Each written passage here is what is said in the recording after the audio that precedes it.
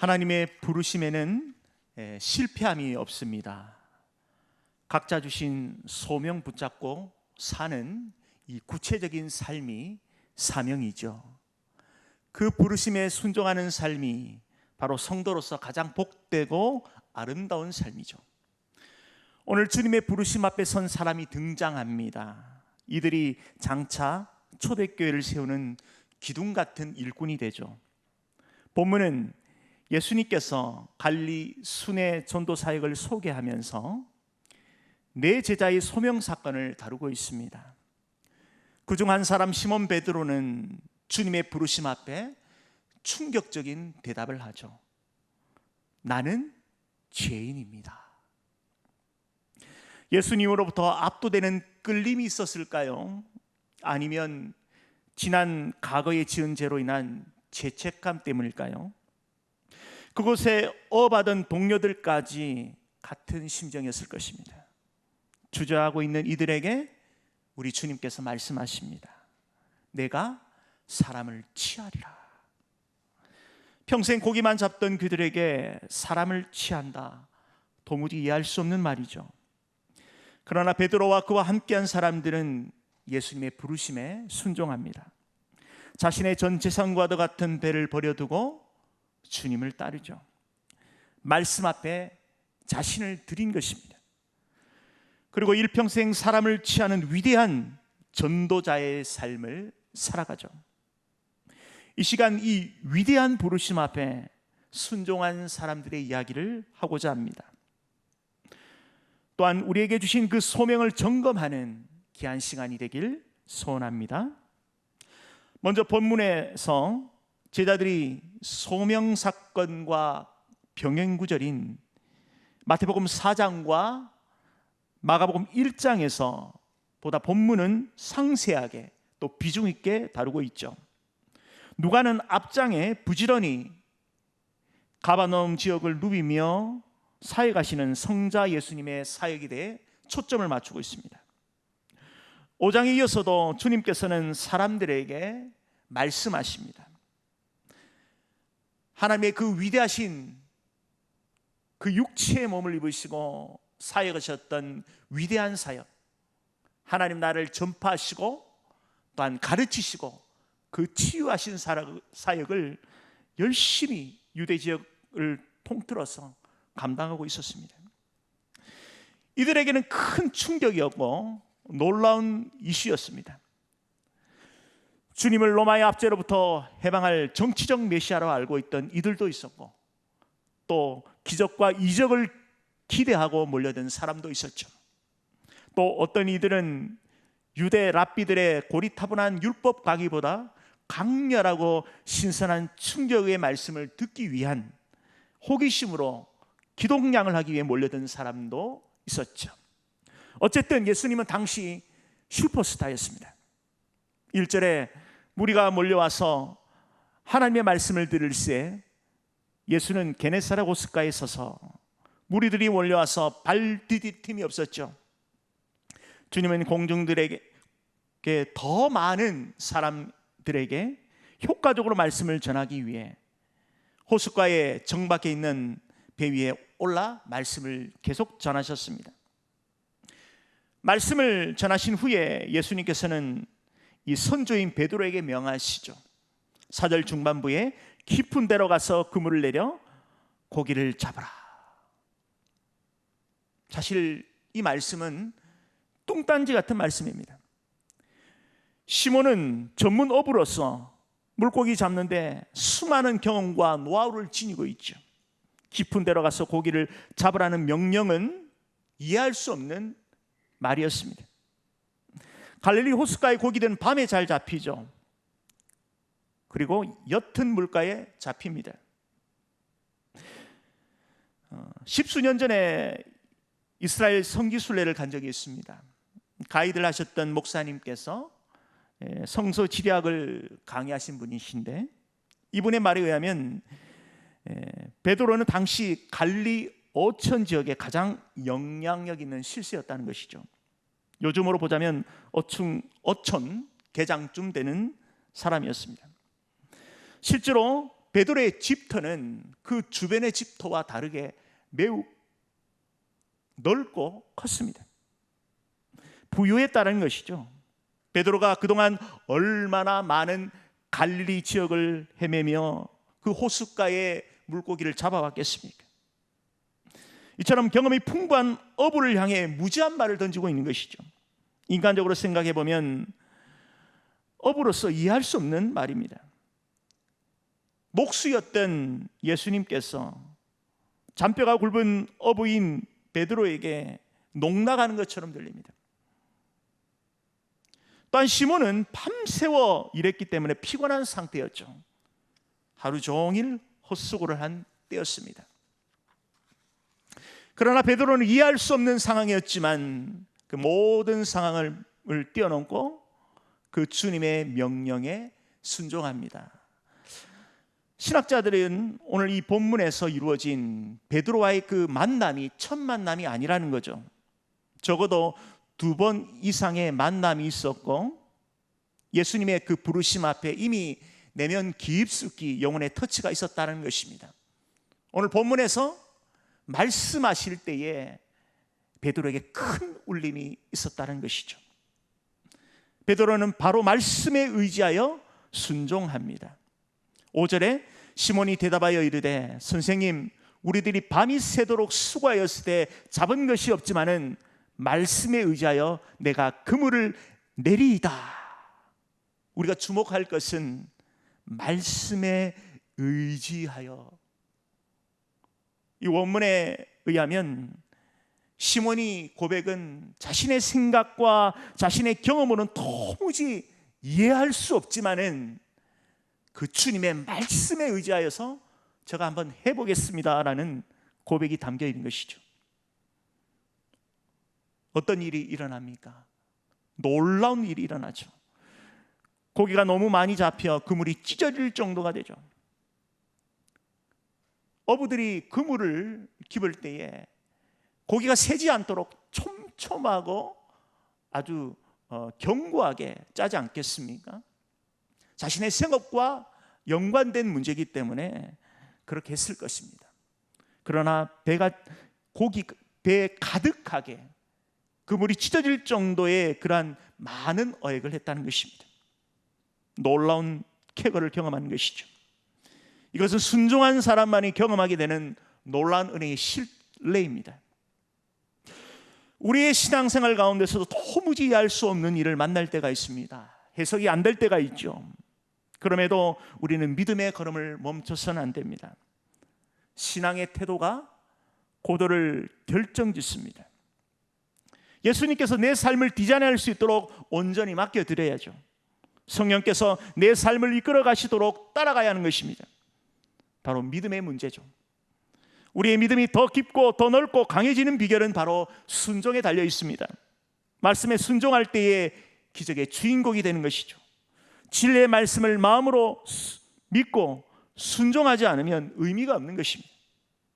신앙의 열매를 거두려면 그 말씀에 순종해야 하는 것입니다. 믿음의 조상 아브라함도 가나안 땅으로 가려는 그 말씀에 순종했기에 믿음의 조상으로 쓰임받지 않았습니까? 복의 근원이 되었죠. 모세도 말씀에 순종했기에 애굽을 떠나 이스라엘을 가나안 땅으로 이끌어내는 그런 놀라운 그런 리더자로 쓰임받지 않습니까?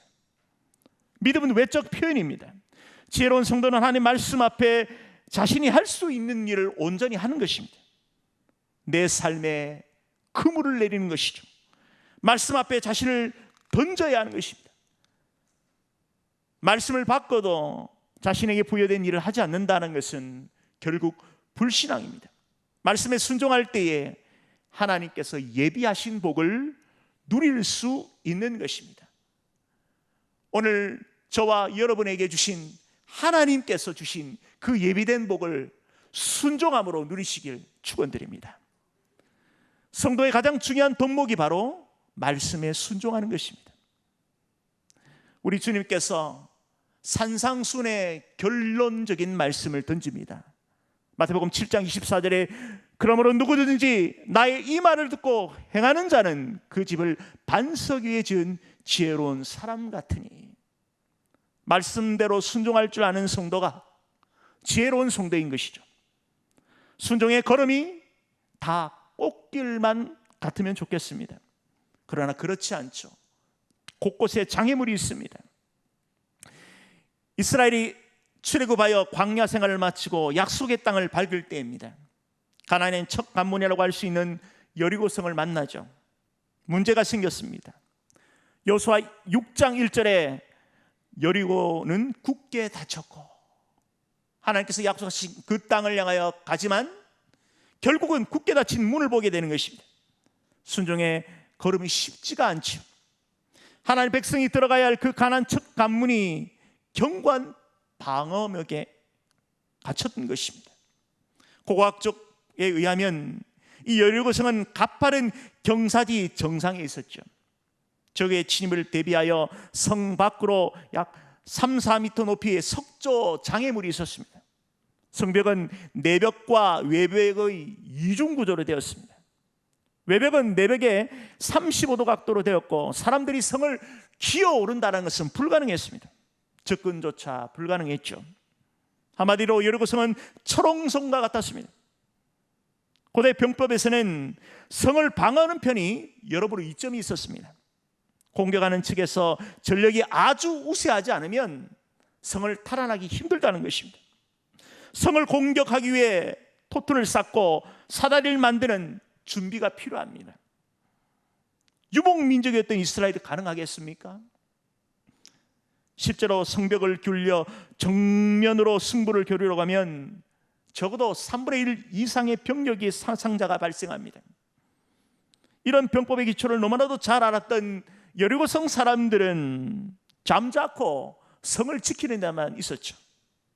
어쩌면 코도 숨을 치며 이스라엘을 향하여 비웃었을 것입니다. 성을 탈환한다는 것은 하나님의 초자연적인 능력이 없으면, 은혜가 없으면, 도우심이 없다면 불가능한 것이죠. 상황이 아주 절망적입니다. 하나님께서 약속하신 그 가나안 땅이 접근했지만 도저히 감당해낼 수 없는 고난을 겪은 것입니다. 접근조차 불가능한 그 난공불락 요새가 버티고 있었기에 자들 수밖에 없었죠.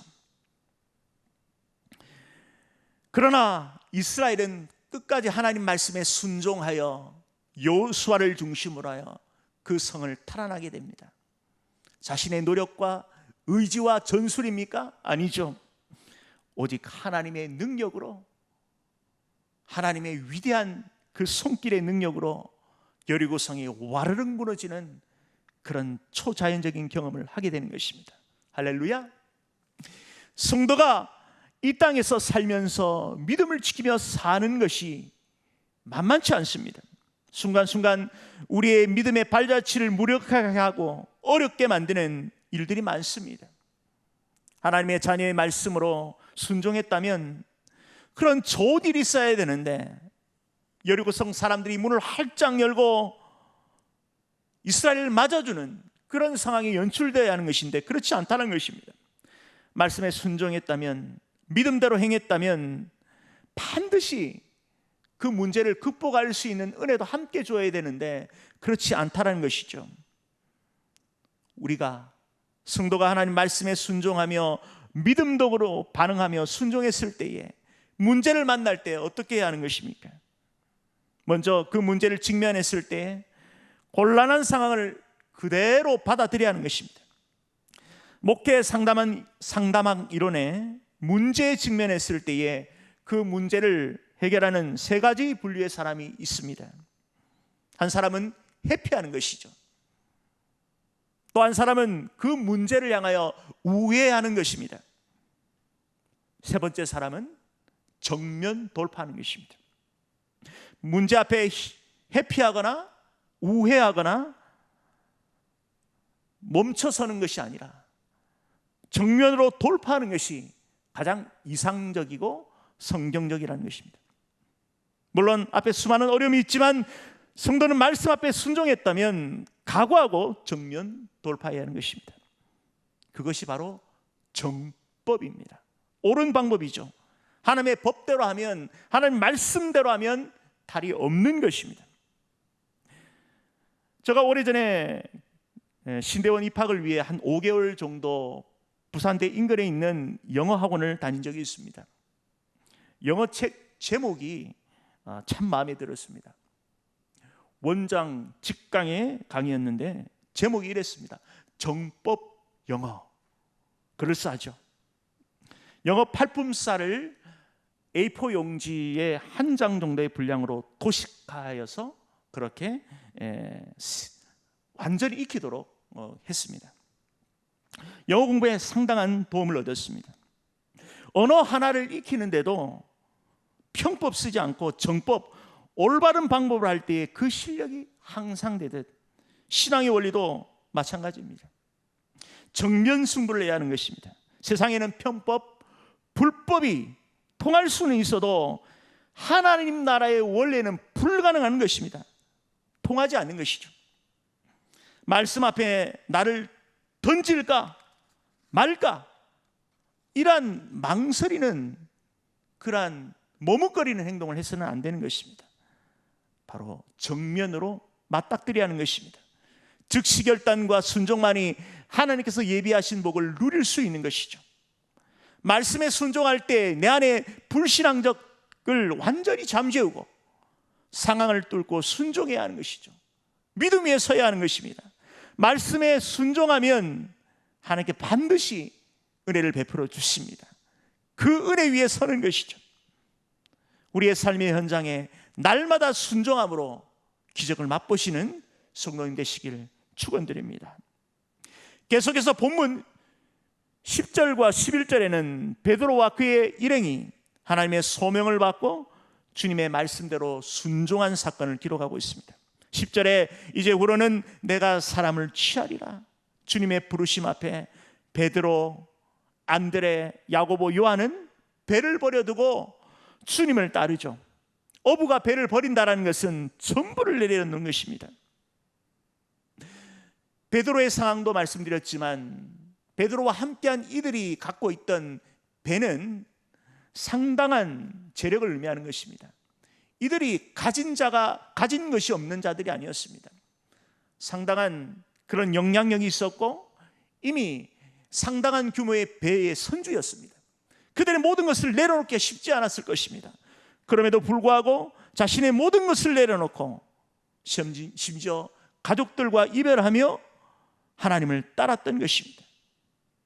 자신들이 그동안 의지했던 것들로부터 온전히 내놓고 주님 앞에 나갔던 것이죠. 놀라운 인생의 대전환점을 맞이한 것입니다. 위대한 순종의 걸음을 내린 것이죠. 베드로를 비롯한 믿음의 동력자들은 주님의 앞에 순종함으로 초대교회를 세우는 위대하게 쓰임받는 하나님의 제자가 됩니다.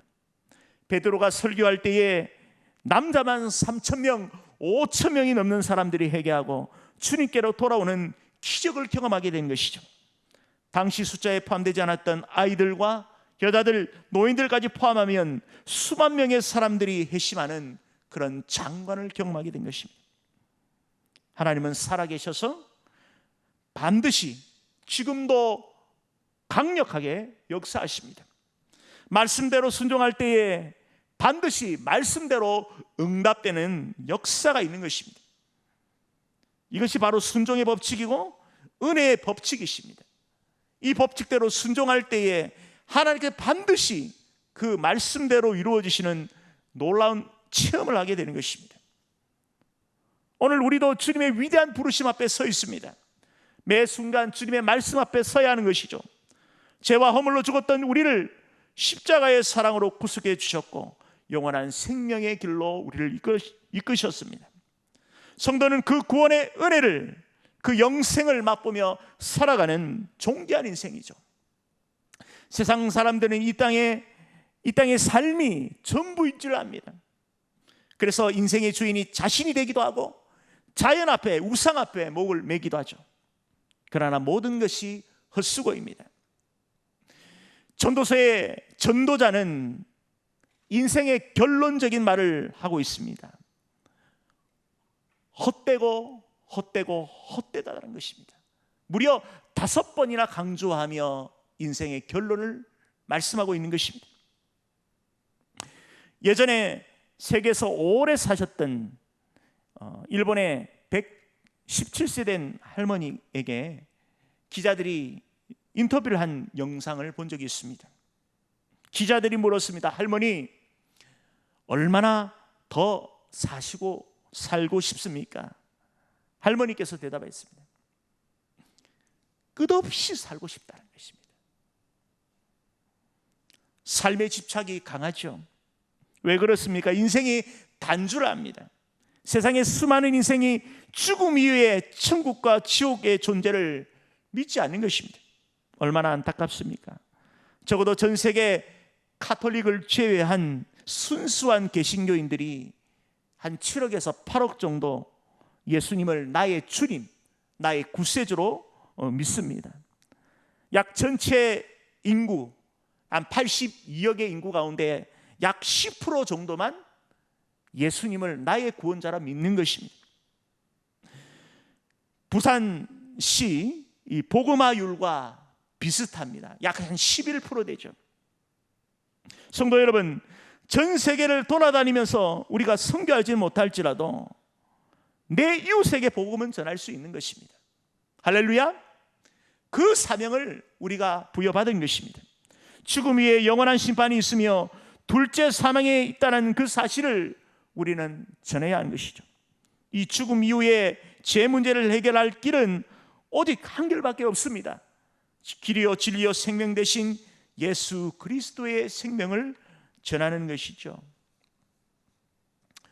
우리가 여름 훈련을 통하여서 우리의 다음 세대가 신앙 위에 굳건히 서게 됩니다. 많은 기도와 또한 헌신과 또한 하나님의 향한 놀라운 그 사랑의 결정체가 우리 다음 세대 여름 훈련 사역인 것입니다. 우리 모든 성도님들이 하나가 되어서 기도해야 될 줄 믿습니다. 한 영혼이 주님께로 돌아오는 것이 쉬운 일이 아닌 것이죠.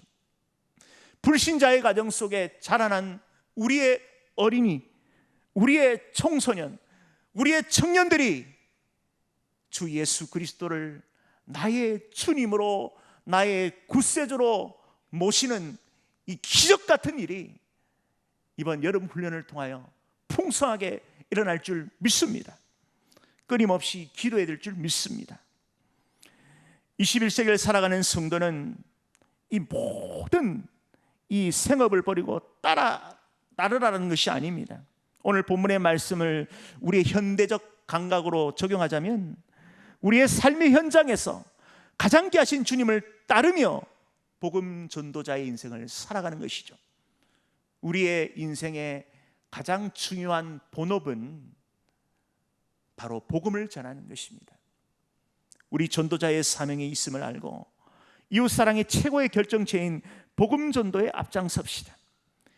이 세상이 전부인 줄 알고 육신의 정욕과 암흑의 정욕과 이생의 자랑에 맞는 그런 삶을 살아가는 이들에게 복음으로서 영원한 생명의 길을 안내하는 복된 안내자가 됩시다. 인생의 길을 이끌어 나가는 그런 영적인 놀라운 주님의 말씀에 순종하는 위대한 제자의 삶을 살아갑시다. 세상에서 가장 중요한 사역은 바로 주님과 함께하는 사역인 것입니다. 우리 주님의 손에 들려서 우리의 삶의 현장에 하나님 뜻 가운데 순종의 역사를 이루어 나가는 귀한 성도님 되시길 소원드립니다. 말씀을 맺겠습니다.